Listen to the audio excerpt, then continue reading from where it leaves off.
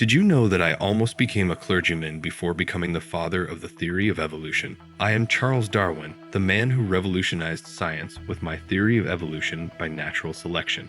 My journey on the HMS Beagle was a turning point in my life, but it was also marked by the tragic loss of 3 of my children. Discover more about my life and discoveries in this video. Don't forget to subscribe and like the video. I was born in Shrewsbury, England on February 12, 1809.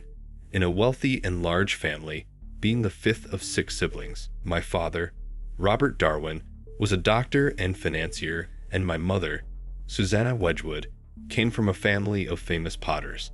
Unfortunately, my mother passed away when I was only 8 years old. During my childhood, I showed a great interest in nature, which led me to collect all kinds of objects, from stamps to insects.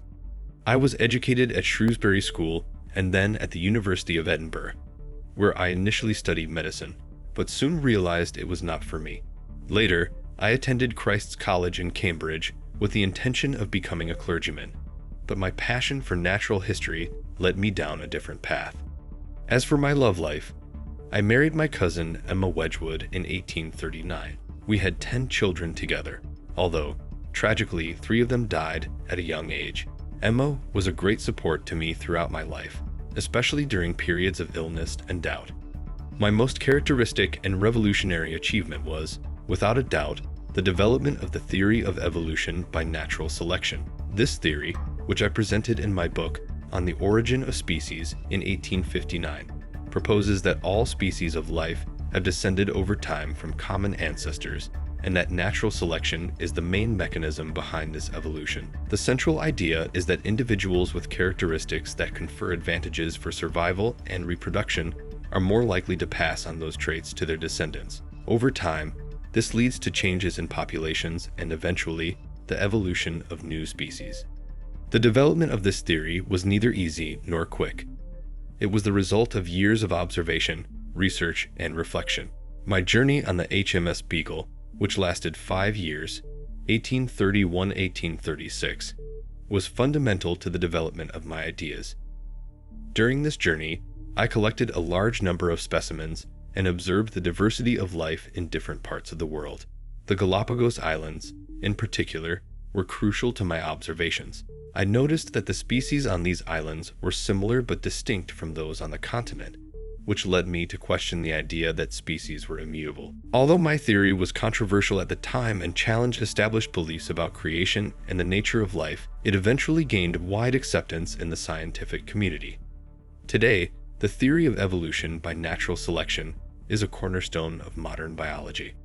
It is important to mention that, although I am best known for my work in biology, I also made significant contributions in other fields, such as geology and human psychology. My interest and curiosity of the natural world led me to explore a wide variety of topics throughout my life. My health was always fragile, and over the years, I suffered from various ailments, including dizziness, palpitations, fatigue, and stomach aches. Although I consulted many doctors and tried various treatments, a specific cause for my symptoms could never be determined. Some have speculated that it could have been Chagas disease, which I contracted during my journey on the HMS Beagle, while others suggest it could have been a form of anxiety or even arsenic poisoning. In any case, my health continued to deteriorate as I aged.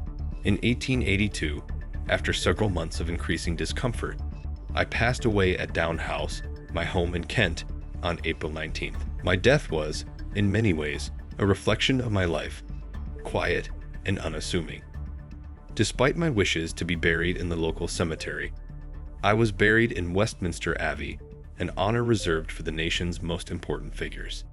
Throughout my life, I faced many adversities, both personal and professional.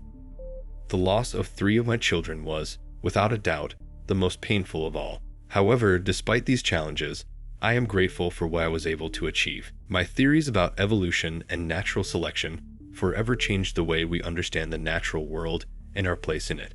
Although I know that not all of my ideas will be accepted or fully understood in my time, I hope that future generations of scientists and thinkers can build on them, and, ultimately, bring us closer to a more complete understanding of life on this planet.